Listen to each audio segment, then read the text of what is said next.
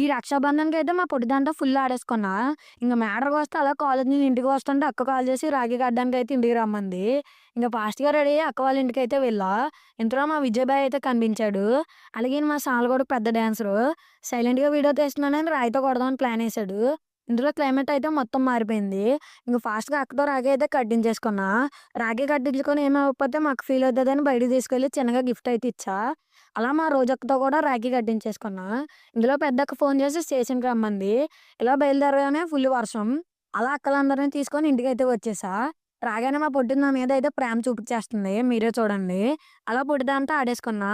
ఇంతలో మా అక్కలైతే రాఖీ కట్టడానికి రెడీ అవుతున్నారు. ఇంక నేనైతే నీట్‌గా ముగ్గురు అక్కలతో రాఖీ అయితే కట్టించేసుకున్నా. మా పెద్దక్క అయితే హారతో భయపెట్టేసేలాగుంది. ఇంతలో అందరం కలిసి డిన్నర్‌కి మా అత్త వాళ్ళ ఇంటికైతే బయలుదేరిపోయాం.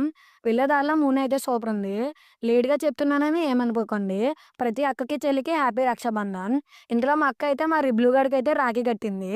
అలా నైట్ వాళ్ళకి అందరం కలిసి బిర్యానీనైతే దొల్లగొట్టేసాం. ఇంక ఉంటా మరి. అలా వెళ్ళే ముందు మన ఛానెల్ ఫాలో, సబ్స్క్రైబ్ చేసుకోవడం మర్చిపోకండి.